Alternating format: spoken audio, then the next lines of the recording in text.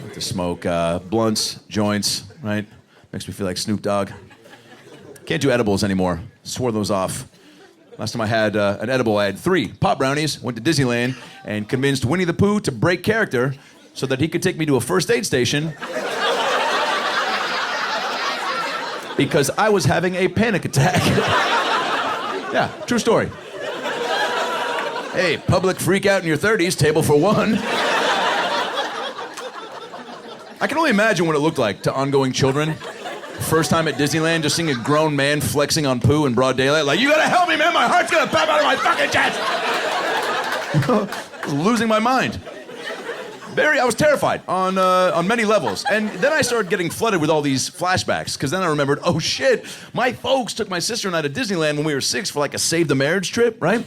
And, yeah, spoiler alert, didn't work. And, but I remembered getting lost that day at 6 and getting the sweet help from Winnie the Pooh again, who I'm now facing down with 30 years later. So I'm just like, dude, Pooh, you helped me 30 years ago, now you're gonna bail on me when I'm having a fucking heart attack? And this motherfucker in the suit, which I know was not a real guy, because I played Wolverine at Universal Studios. So I'm like, which, shouldn't be the only reason you know that somebody's not the real Winnie the Pooh. I used to play a character too. I know you're probably Kevin from Detroit in there, But I was like, dude, break the 4th wall. I need some fucking help. And this guy would not break the character code of conduct. He looked right at me and was like, like, I don't know what to tell you. That's Christopher Robin,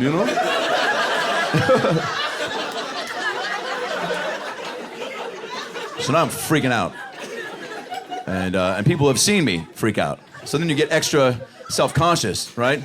Pooh walks away, and then you have to just, like, stand there by yourself, like, yeah, I'm fine, People are like, you cool? You're like, are you cool? Then I had to break away and get indoors. So I went to Splash Mountain. Not before I was reunited with my buddy who I went to the park with. We had gotten separated, right? So I was lost for a second time, again, freaking out, with just Pooh to come to my rescue. He fucking failed on that mission.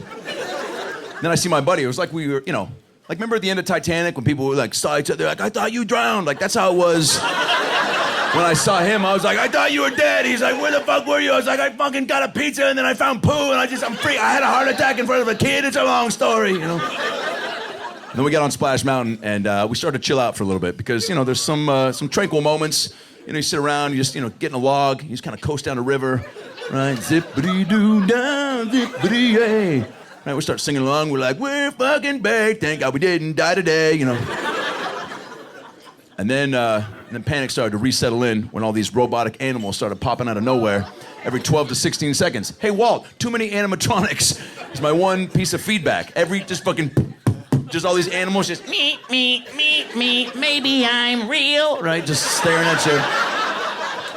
at you way too long into your soul.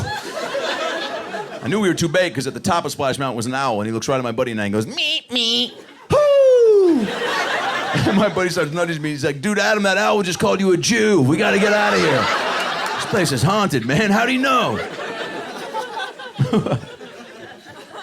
That was cool. I'll give you that.